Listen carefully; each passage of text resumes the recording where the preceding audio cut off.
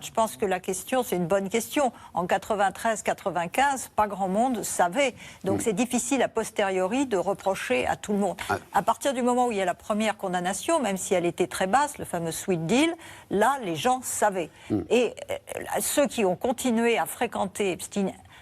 Au-delà de 2008. Au-delà de 2008, c'est 2008 la date. Voilà, exactement. C'est Donc, vraiment 2008. pour répondre à la question, ceux-là, on ne peut pas trop les incriminer, ceux d'avant 2008. Anne. Oui. Oui, quelle est votre question? Non, mais parce que du coup, si on prend 2008 comme date charnière, quand Donald Trump dit « Moi, j'ai pris mes distances bien avant, j'ai rien à voir avec ce Jeffrey Epstein », on peut le croire. Non, on peut croire. Alors, si on peut même remonter plus loin, puisque la première plainte remonte aux années 1990, ce qui veut dire qu'il y avait des tas de gens qui se doutaient de qu'il se passait quelque chose. Jusqu'à quel point? Moi, ce qui me frappe quand même dans ce dossier, c'est qu'il y a encore beaucoup d'inconnus. Il y a beaucoup de soupçons.